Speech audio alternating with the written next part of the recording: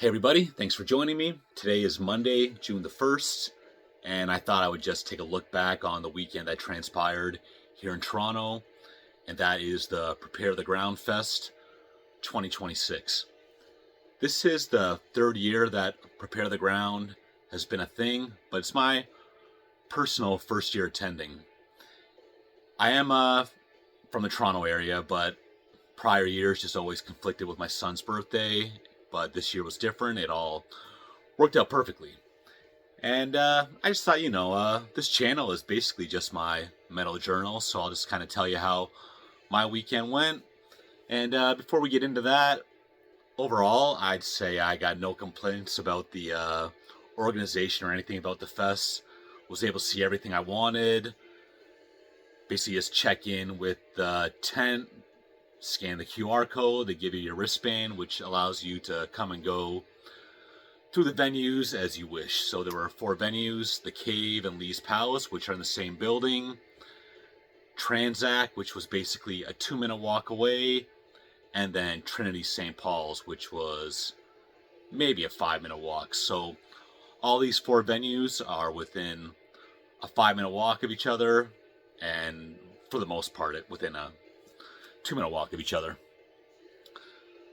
So there were definitely some things I came to this fest to see for sure, but we'll just kind of talk about them as I get to them. So Friday, I got there early, was able to check out the first band playing at the Cave, and this was Low Heaven, a band from Toronto. They were new to me. They were a mix of like post-metal and heavy shoegaze. I gave their debut album a couple spins on the bus on the way home, and yeah, definitely, like the heavy Deftones White Pony thing for sure was present in there. But I really liked them, and I'll keep my eyes peeled in the future. After that, I immediately went downstairs to check out Blood Ceremony. Blood Ceremony are Toronto natives, local favorites for sure, and I've seen them at least 2 times before this appearance. They're doing something a little bit different, an acoustic-based set, and it totally reminded me I gotta get back into those Blood Ceremony albums. They're for me like great summertime music, just those the 70s style rock with the whimsical flute. It's just you can almost smell the wood in the forest on a hot summer day. So it's about that time of year. It's Blood Ceremony time, and I thought their set was great. Went back upstairs to the Cave and checked out Minsk, the post-metal band from Chicago. I remember when their debut album on Relapse first came out. I bought that basically immediately, and I was really into that, but I definitely lost touch with the band over the years. But I enjoyed their set as well, and I'm gonna look back on the couple albums they've released since my initial running with the band. So now back downstairs to Lee's Palace. So far I've been in the same building the entire time to see Mizmor, basically the blackened Funeral Doom, maybe. They really straddle that line between doom and black metal. Stood at the back for them. I've been a fan for a while, but decided near the end of their set it was time to catch a break. So, and that's another good thing about the fest is that right there in the Annex in Toronto, yes, it is a busy area, but it's not like downtown core. Lots of things to eat. I mean, if you want like a restaurant, lots of options there. If you're like me and just want to get some fast food and be done with it, they got that too. And then there's also like the residential streets nearby, which just allows you some quiet time if you need it. And I did. So had a drink and a little walk, and then I made a point of heading to Tranzac, the smallest of the 4 venues, to check out Indian Handcrafts.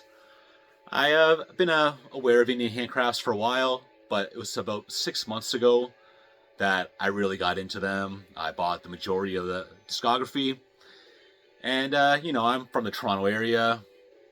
but I'm not really a homer for Toronto, but I do have quite a bit of loyalty to the Northern York region, Southern Simcoe region where I work and live, so closest thing to a hometown band for this fest, so make sure I check that out.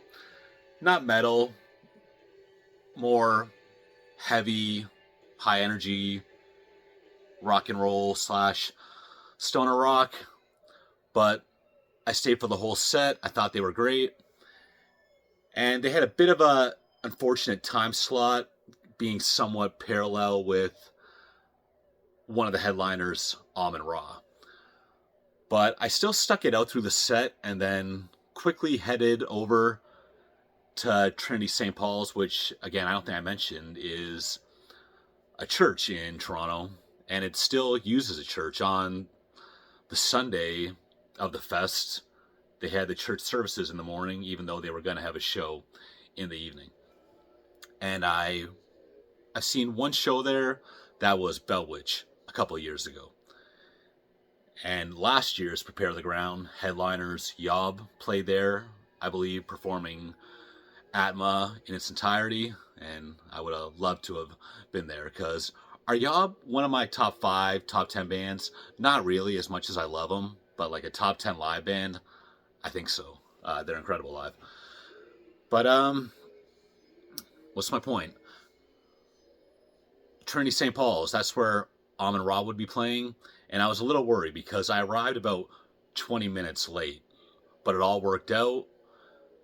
I was allowed right in, and although I did not get a seat, I was able to catch a spot against the wall where I had a clear line of vision. And I've seen Amon-Ra live before. That was opening for Neurosis and Converge several years ago. Definitely have felt like a similar live show. The music brings me back more than anything to the most epic moments of ISIS, and really enjoyed that, so caught maybe 2/3 of their set. Then headed back to Lee's Palace, where I would see one of my most anticipated bands of the weekend, Yellow Eyes. I thought they were one of the best bands of the fest. I think the crowd agreed with me. And as much as they were one of my most anticipated bands, I did leave a little early, hoping to catch Last Gasp at Tranzac, but it seems like they finished up their set early, and it seems like I left Yellow Eyes' concert a little early for no reason. But life goes on. I would then proceed to the Cave once again to catch Conjurer, but I made up my mind for this weekend. I would be leaving at about 11:30 every night. There was nothing I really had to see after that point, and I decided just to do public transportation and, not worry about parking my car, not worrying about traffic, not worried about inebriation, just hop on a bus and chill. So that's what I did, but the downside is that I had to leave early. So the last band playing Lee's that night was Witch Club Satan, an all-female Norwegian black metal band. I've listened to them a couple times on Spotify. Kind of reminded me of the Dark Throne albums that I don't care so much for. And at the same time, they are a band that is getting a bit of a buzz, and whenever like a Norwegian black metal band comes to town, I do try to catch those sets.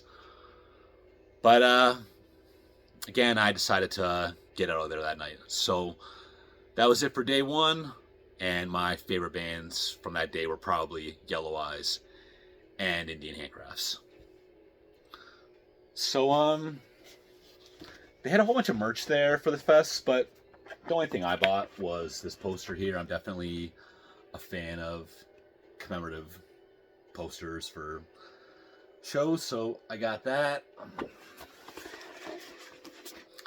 And Saturday, that was the day where there were a couple shows that sealed the deal for me. That's why I bought the 3-day pass, no questions asked. I just couldn't risk not catching the Saturday shows.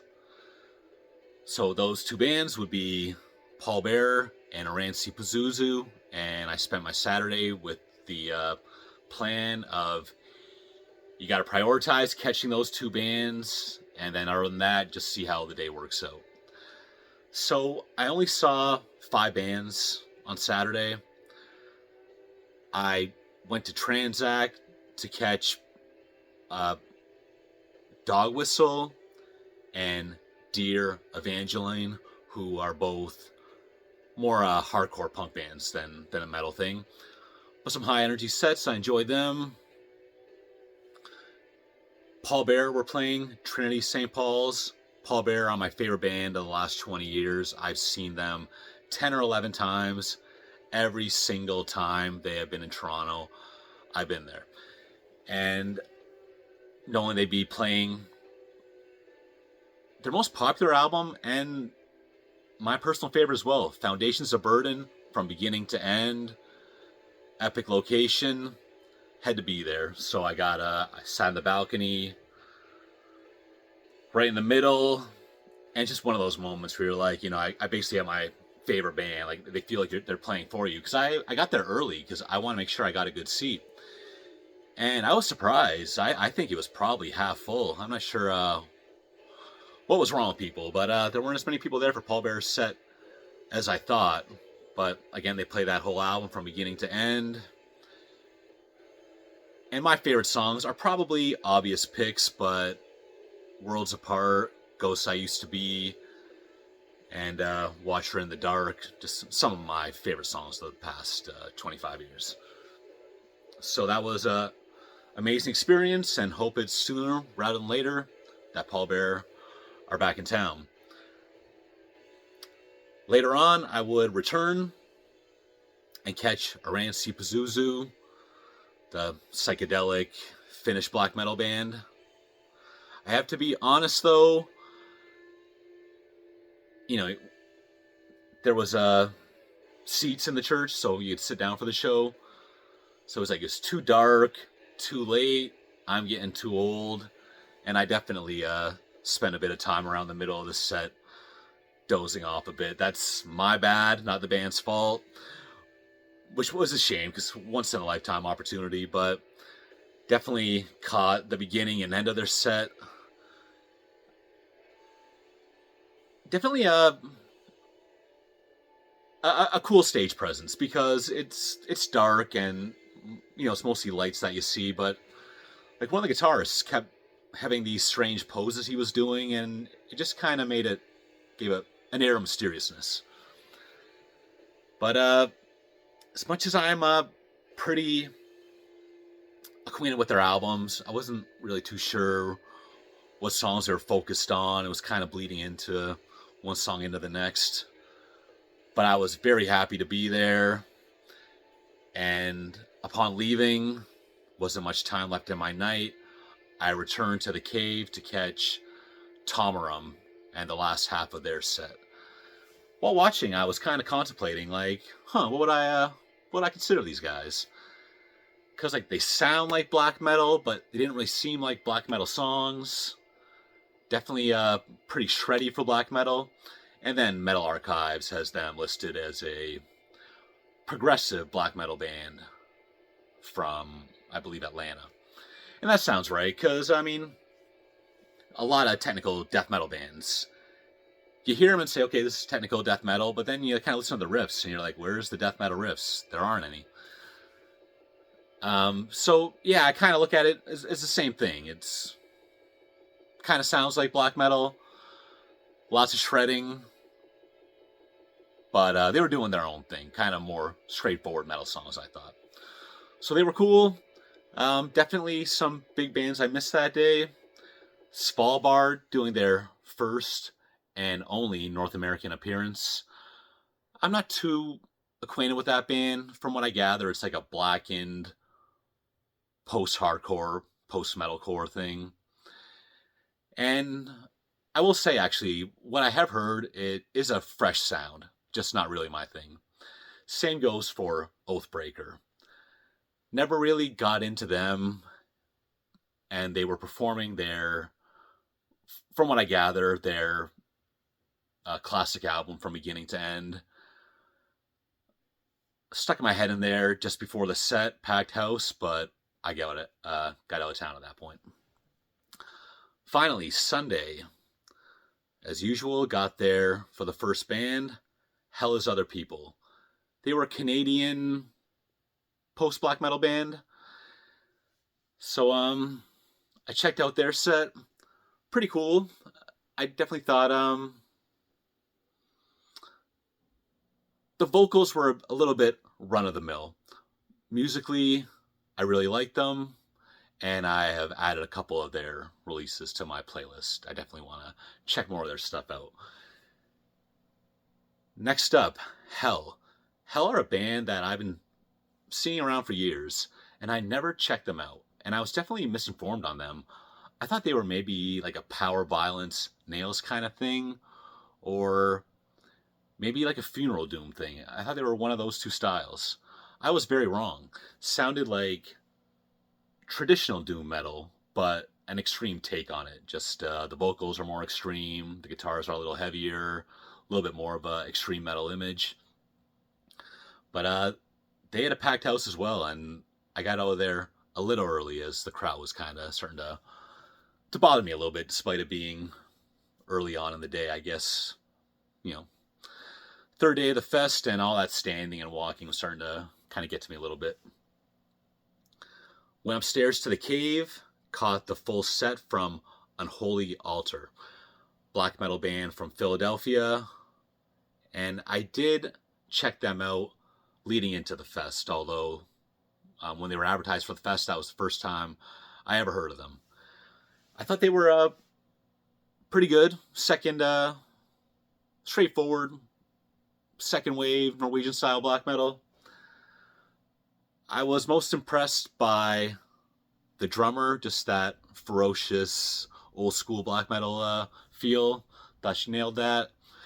And overall, I enjoyed their set quite a bit. Went down stairs to Lee's. Wigadude. They are a Belgian black metal band.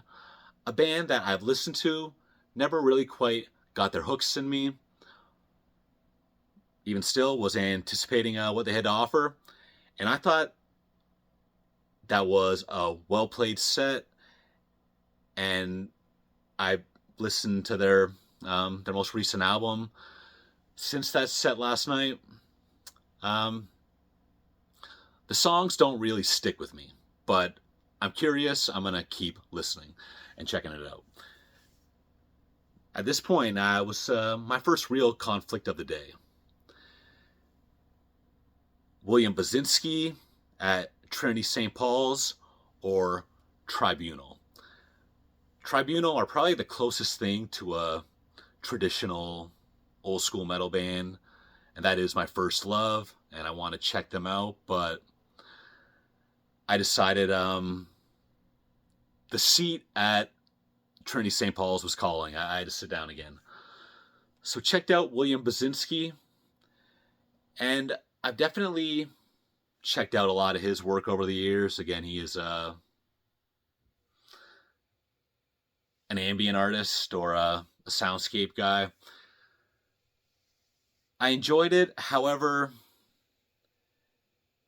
there wasn't anything of a stage show. So you're in this beautiful church. I don't know. I thought maybe there'd be some kind of projection or something, but it was really William down there with his laptop, and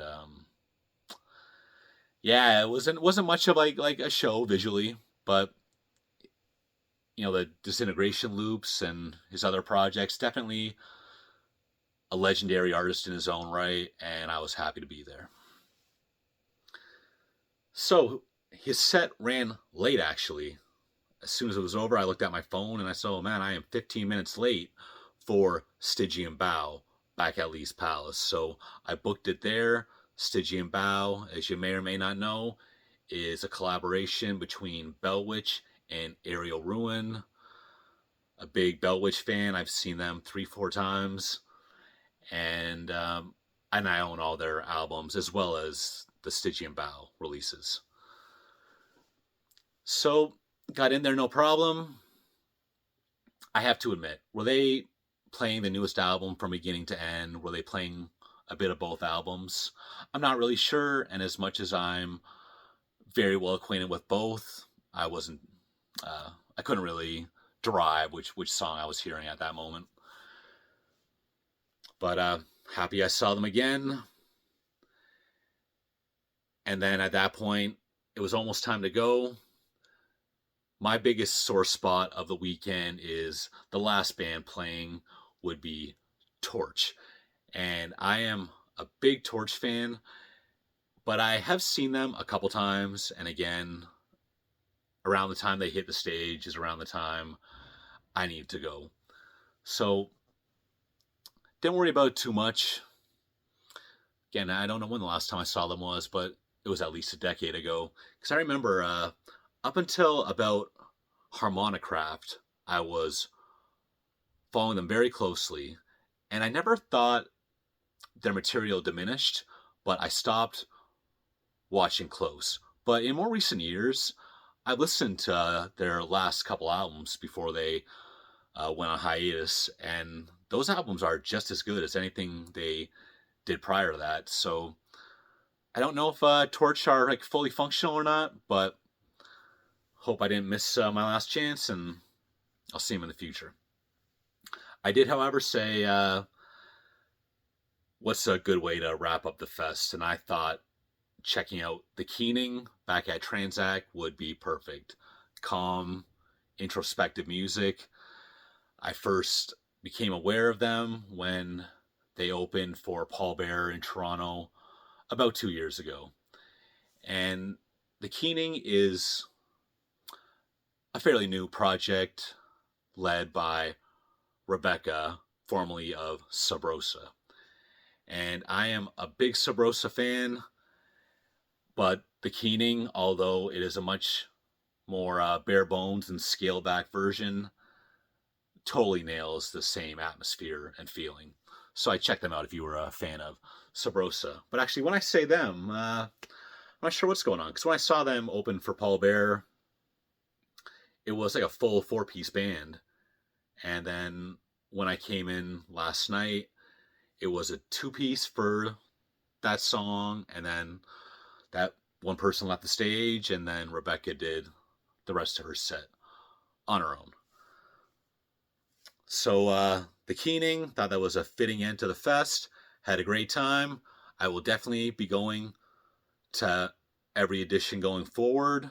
And I'm kind of getting excited. Like, what kind of surprises will they have for the next ones? I mean, my wish list, just kind of thinking like what I would like, what I think the fans would like, and fits in with what I think the fest is going for.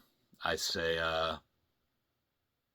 Agalloch or Neurosis. Those sound like some proper headlining bands to me. And had a great time. If you were there, let me know what you thought. Thanks for joining me. See you next time.